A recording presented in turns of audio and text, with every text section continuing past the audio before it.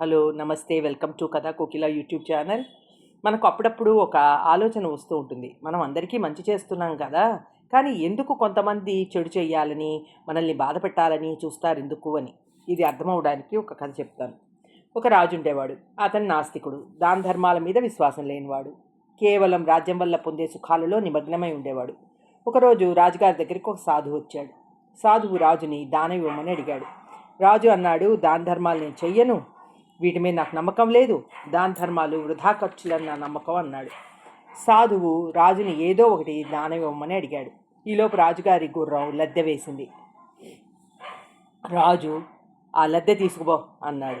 నీ చేత్తో దానంగా ఇవ్వు, వెళ్ళిపోతాను అన్నాడు సాధువు. రాజు సరే అని తన చేత్తో గుర్రపు లద్దె సాధువుకిచ్చి సంతోషించిక వెళ్ళు అన్నాడు. సాధువు నవ్వుతూ సమృద్ధి అవుగాక అని ఆశీర్వదించి వెళ్ళాడు. ఆశీస్సులు ఫలిస్తాయి కదా.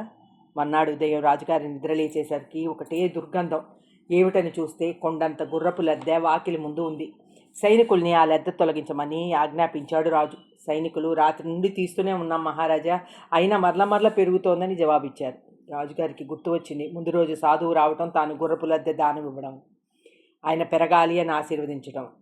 రాజుగారు లేచి సాధువుని వెతుక్కుంటూ బయలుదేరాడు.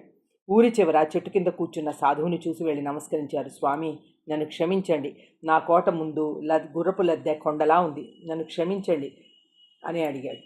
సాధువు అన్నాడు, రాజా, అది నీ కర్మఫలం. నువ్వు ధనం ఇస్తే ధనం అక్షయం అయ్యేది, ఇది ఇచ్చావు, అదే అక్షయమైంది, ఏం చేస్తాం అన్నాడు. రాజుగారు నివారణోపాయం చెప్పమని ప్రార్థించారు.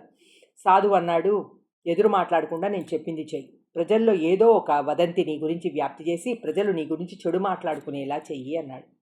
రాజు అలాగే చేశాడు. మొన్నాడు ఉదయానికి గుర్రపు లద్దె కరిగి మాయమైంది.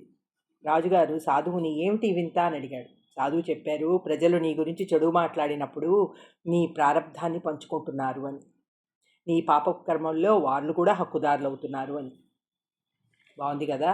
అందువల్ల ఎవరైనా మన గురించి చెడు చెప్తుంటే వారికి ధన్యవాదాలు చెప్పాలి. మన ప్రారంధ కర్మలో భాగం పంచుకున్నందుకు. ప్రారంధం అంటే ఏంటి? గత జన్మల్లో చేసిన కర్మల్లో ఈ ప్రస్తుత జీవితంలో అనుభవించడానికి సిద్ధంగా ఉన్న కర్మనే ప్రారంధ కర్మ అంటారు.